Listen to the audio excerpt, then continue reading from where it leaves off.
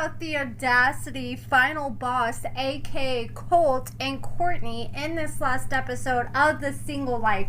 So we see Colt and he is acting like a freaking bump on the log, just sitting there in the bed of a hotel room. He's sitting there next to this big mess of clothes, and he revealed that he was just sleeping peacefully in the middle of the night. He passed out with his phone right next to him on the bed. And Cortney, after she went out with her friends were like, girl, this guy has a reputation for being a cheater. You got to stop being so naive. You at least need to make sure he's not out here being a little hoe before you continue being his 24/7 caretaker and before you try like moving forward and marrying this dude. Cortney said that she started paying attention to what Colt's phone password was, and she felt like she watched him do it enough that she had a good idea of what his 4-digit PIN was. So she grabbed the phone, she ran to her room, locked the door, she started going through the phone, but unfortunately she put the wrong code in way too many times, so she ended up locking herself out of the phone.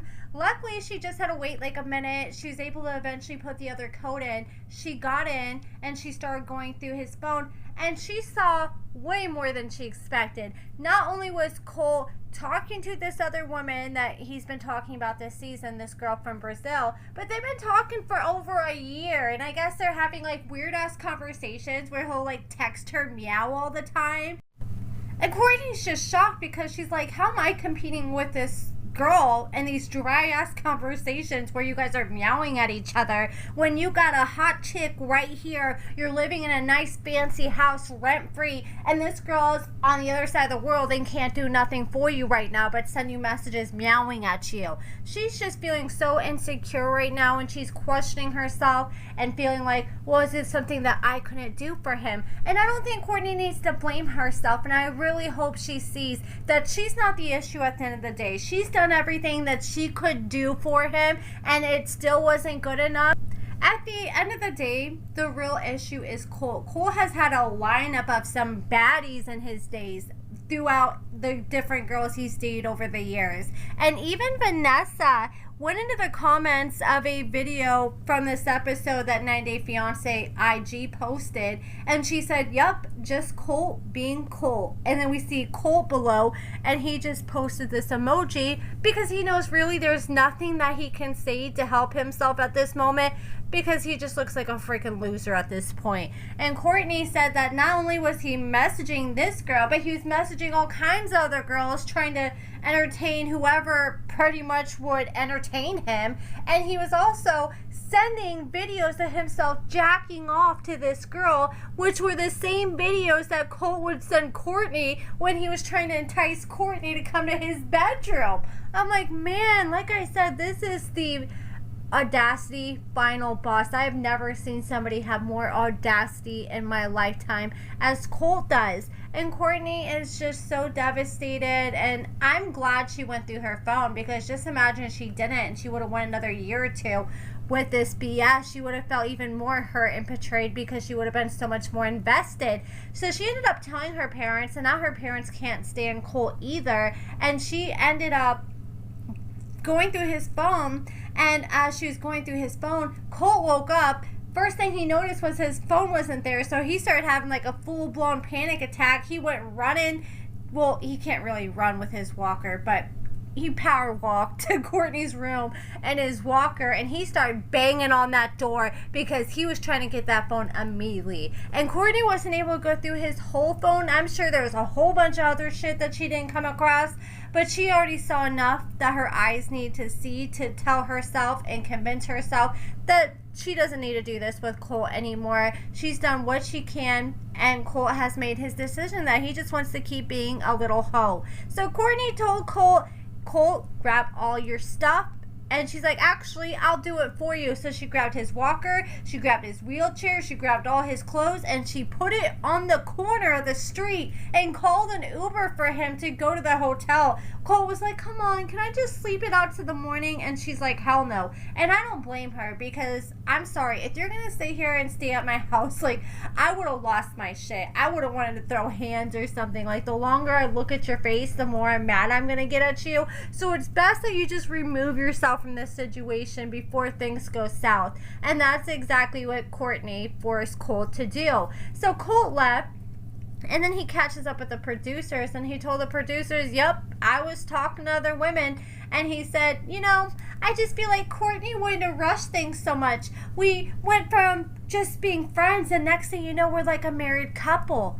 Dude, that's pretty much on you, because you're the one that wanted to move in with Cortney. Well, I guess Cortney's the one that recommended it, but you're a grown-ass adult. You didn't have to move in with her if you didn't want to, and it seems like you were loving the 24/7 princess treatment that her and her parents were giving you and had no problem while it was happening. It was only a problem after you got caught, which is what I don't like about Colt. And that's just Colt saying that because he knows he doesn't have any other excuses, and even he said that. He's like, there's nothing I can say at this point to justify it. It's just Colt's a little hoe, and I bet he's probably already cheated on this girl that he's with now. I guess he ended up eventually, spoiler alert, moving down to Brazil with this girl. I'm curious how he got down there since he didn't have any money. He probably got paid from one of these seasons he did, either Hunt for Love or The Single Life, and probably decided to finally go down there. I'm sure that was a hassle trying to get down there by himself in a wheelchair, though.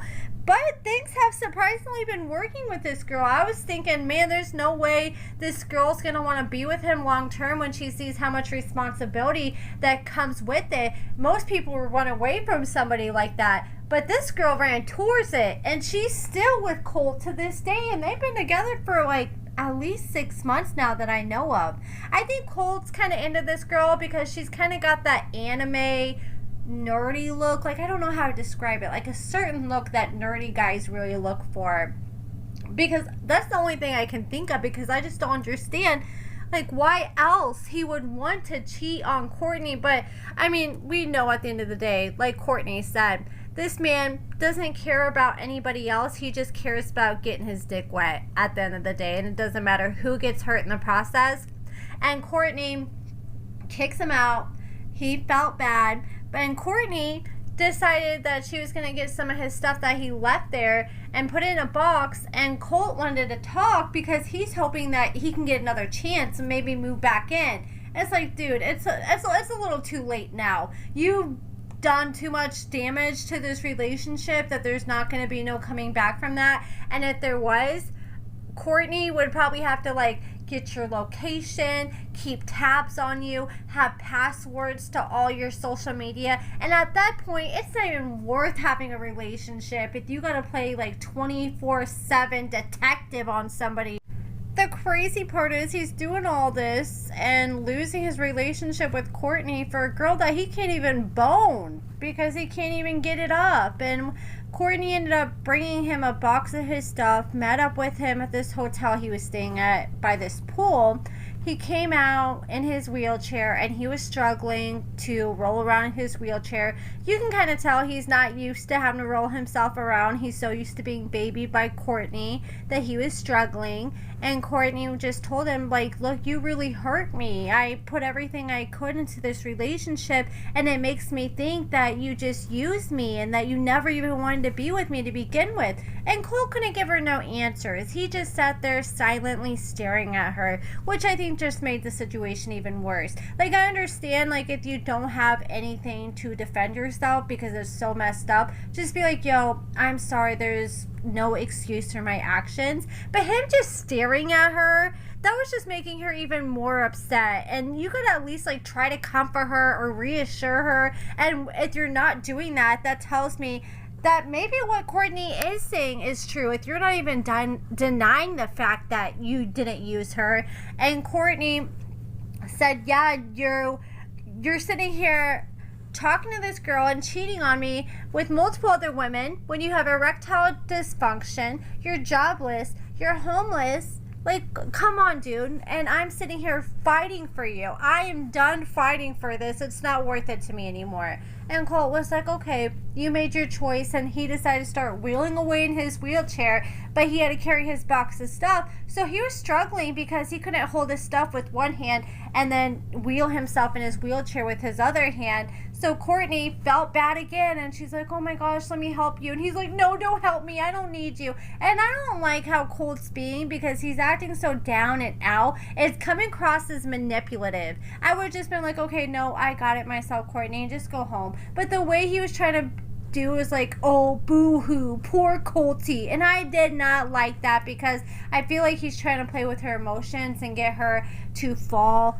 Because that's the thing with Cortney. She feels bad for Cole, and so she wants to help take care of him, and she's too sympathetic that she's willing to risk her own feelings. And I feel like she might let Colt manipulate her and give him another chance, because he's really trying real hard to make her feel bad, when he's the one who should be feeling bad at this point. And Cortney's one of those people. I think the reason she fell so hard for Cole and was willing to hope that Cole would change for her, because she has such a good heart, and she's so giving. She would never cheat on Cole, and she thinks that Colt sees things the same way she does. But Colt's completely different. All he sees is some coochie and what he can get out of that coochie. He don't care about nothing else. But that's pretty much it, guys. So we are going to see Cortney wheel Cole up to his room, and in the next episode, she's sitting there hugging on him. He's asking for another chance. And Cortney's like, oh my God, I got to get the hell out of this hotel room before I end up not leaving. And I 100% agree with her. She should have not even went up to that hotel room to begin with. But I understand she felt so bad for him.